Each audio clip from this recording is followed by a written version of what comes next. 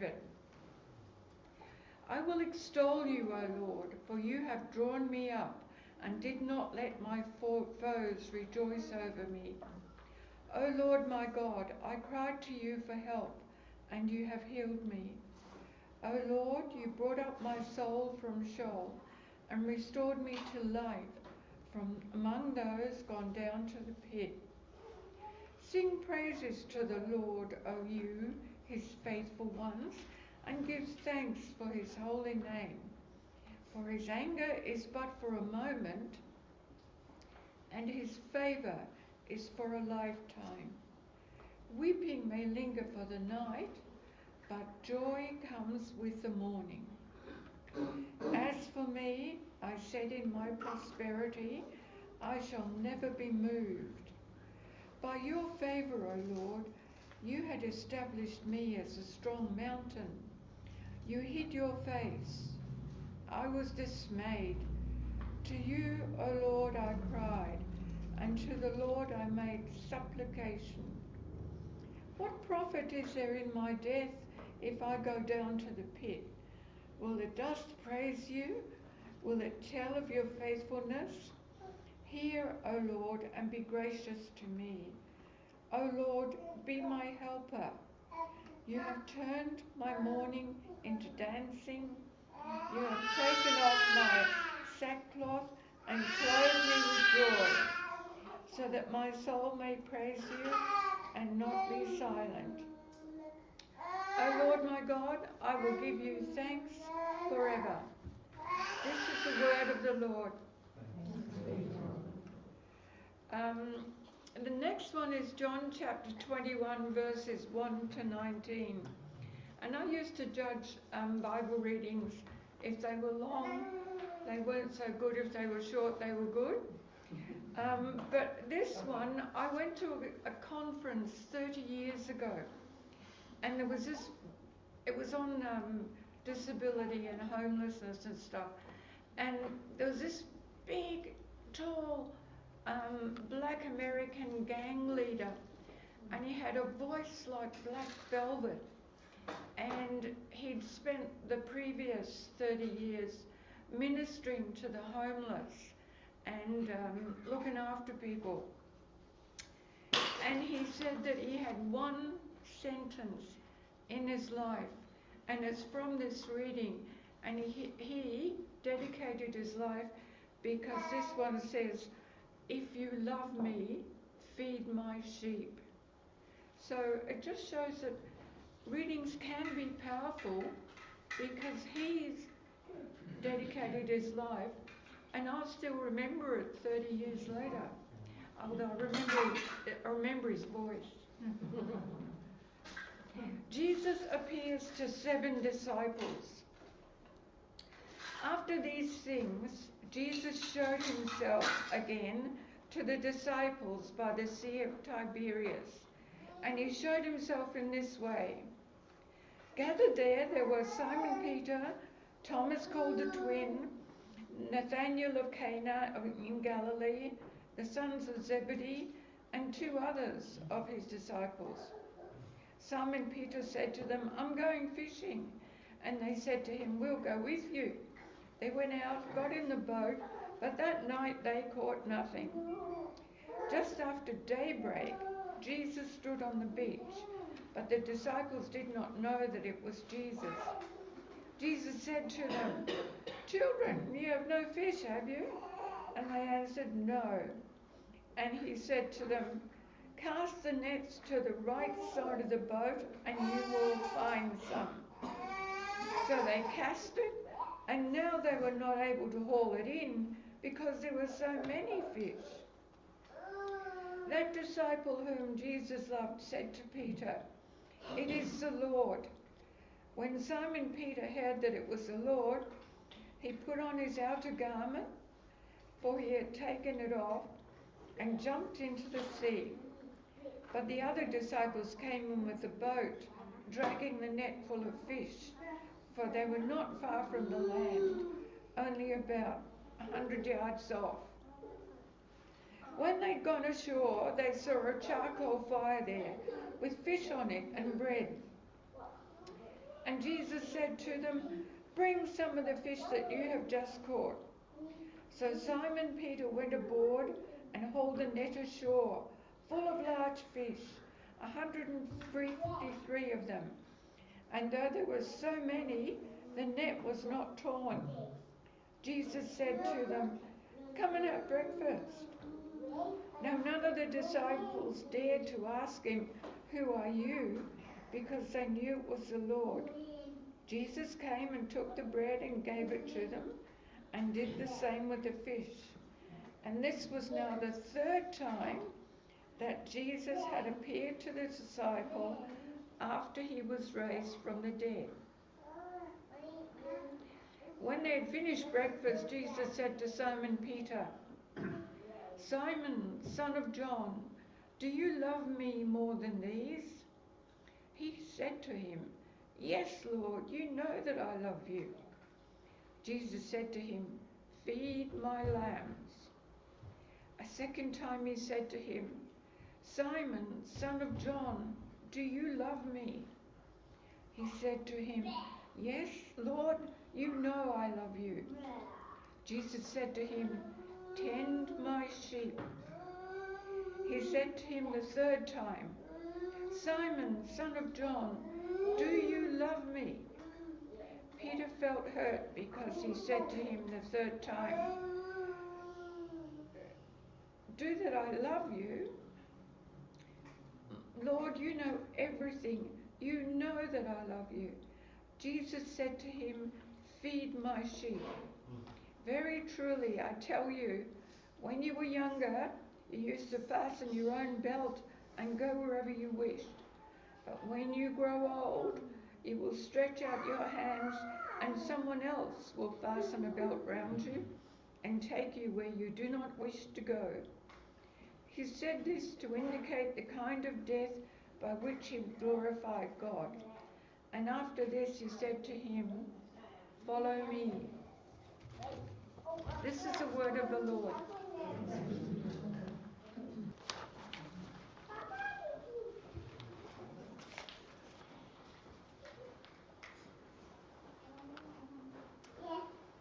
Now we come to the adults only part.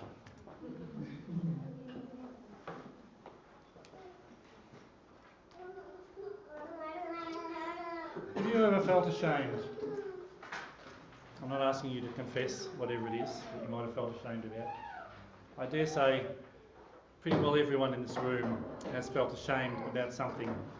I know I have. I can remember, there's kid times when, I did something wrong, sent to my room, and I sat there sometimes angry, but sometimes just feeling like, I'm never going to be acceptable again until you are. The harder times, I think, for myself is when I know in my adult self that I've done something that I wish I hadn't, and maybe hurt someone, and getting past that point, I get swallowed up by that sense of shame. I think it reminded me a little bit of something that I think is at the heart of our reading today. It doesn't seem like it, but it is.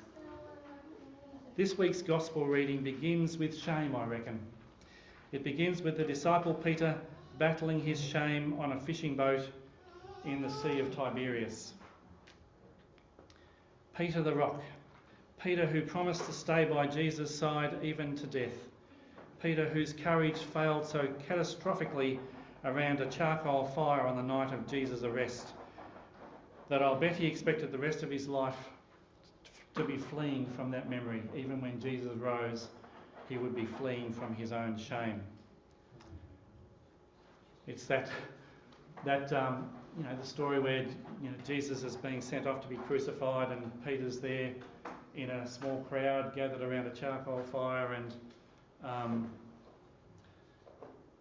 somebody says, "Oh, you're one of Jesus' disciples, aren't you?" And he says, No, you got the wrong guy, mustn't be me. And he gets asked 3 times if he knows this Jesus bloke, and he says no. He famously denies him 3 times. And Jesus in the story it says, and the Lord turned and looked upon Jesus, Peter, and Peter remembered. And that's the picture that was hanging in my hallway of the manse for most of my life growing up. This picture of, and underneath it's got this little line says, and the Lord turned and looked upon Peter, and Peter remembered. And he knew if he'd done something wrong, Jesus was watching.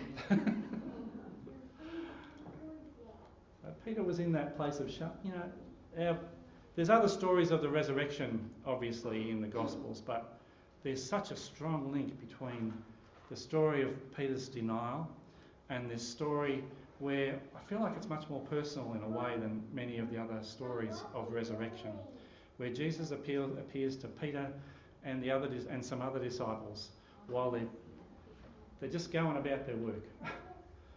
In fact, it feels a bit like they've heard. It doesn't say in this story that they've heard about the resurrection so much. It hasn't impacted on their lives, but they're thinking, what do I do now? So they go back to doing what they know so well. They think we may as well get the boat out and go fishing. So Peter asks his mates, do you want to come with me fishing? They go, they set the boat out, they go fishing famously, and what do they get? Nothing.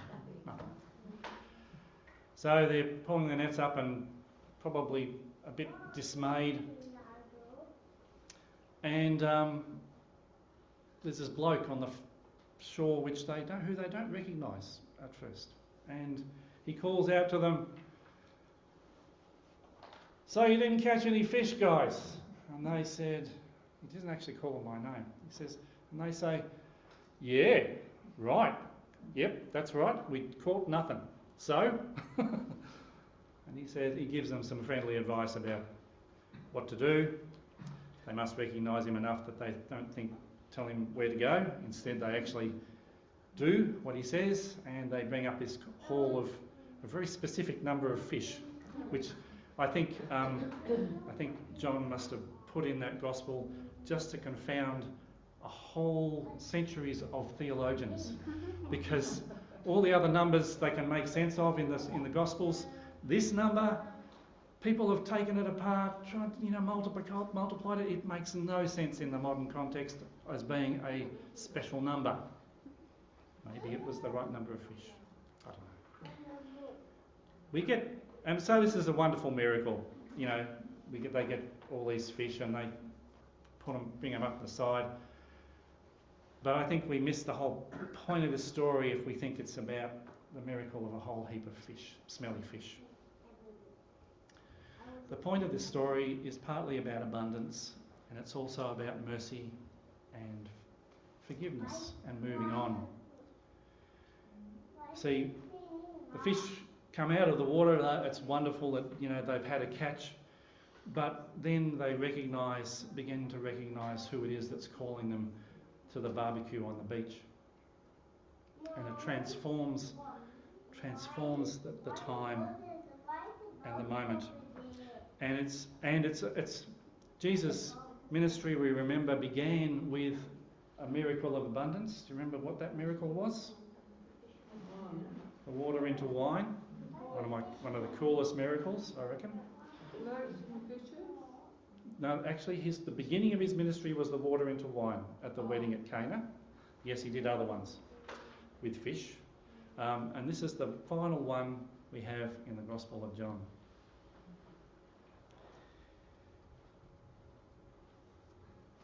So when Peter comes to the shore, he, I think, would be filled with shame. His last memory of his encounter with Jesus, I think, in the way where I read the story, really is him having that denying Jesus 3 times. And Jesus asks him 3 other new, costly questions. Instead of being asked by strangers, do you know Jesus?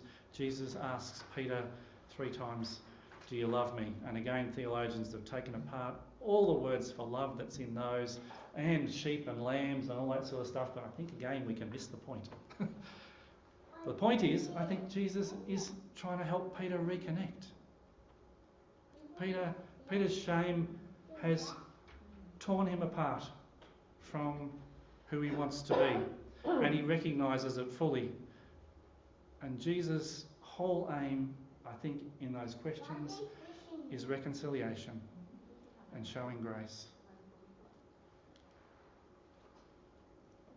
So what I found powerful in the story is the way Jesus saves Peter by returning him to the source of his shame and then converting it into love. He feeds Peter's body with the fish, and then he feeds Peter's soul. He surrounds the ashamed disciple with tenderness and safety, inviting him to revisit his shame just so that he can be healed and restored and then commissioned. I wonder what our failures would feel like if we offered each other and ourselves the safety Jesus offers his disciple, the safety to return to the heart of our wrongdoing and despair, but to wrap fresh language of love around that failure, the safety to experience unconditional love in the midst of our shame, and the safety to try again. It did occur to me when I was about to preach on shame that it's been one of the specialties of the church over millennia to make people feel ashamed. And this story, I reckon, is Jesus trying to change that mantra. It's Jesus saying to us, the ministry of the church is not about shame. It's about resurrection, and it's about it's not taking away the wrong that is done. It's about recasting it in love to allow us to move forward. What would the world be like if Christians were known as the people to run to in times of humiliation? Can we, like Jesus, become sanctuary for the shamed? Jesus' appearance to Peter, like all of the post-resurrection appearances in the Gospel record, always teach us about God. In the days following the resurrection, Jesus doesn't waste a moment on revenge or retribution. Instead, he spends his remaining time on earth feeding people, restoring them, and strengthening his friends. He calls Mary Magdalene by name as she cries. He offers his wounds to the sceptical Thomas. He grills bread and fish for the hungry disciples. He heals what's wounded between his heart and Peter's. In other words, Jesus focuses on relationship, on reconciliation, and on love. He spends the last days before his ascension delivering his children from fear, despair, self-hatred, and paralysis. He chooses to linger on a lonely beach till dawn, waiting for his hungry children to realise how much he loves them and they love him. He chooses to ask Peter an honest and vulnerable-making question about denial, even though the answer might hurt, and he chooses to feed and tend his sheep. Peter's shame meets Jesus' grace, and Jesus' grace wins. That's if it was a competition, which I don't think was. And making peace with our shame and imperfection, I can tell you this is a personal journey too, is a fundamental challenge of spiritual maturity. Our ongoing Christian conversion is not about us discovering how sinful and horrible we are. It's about embracing sometimes our shame and imperfection and knowing the grace and restoration that is in the divine embrace. I'm going to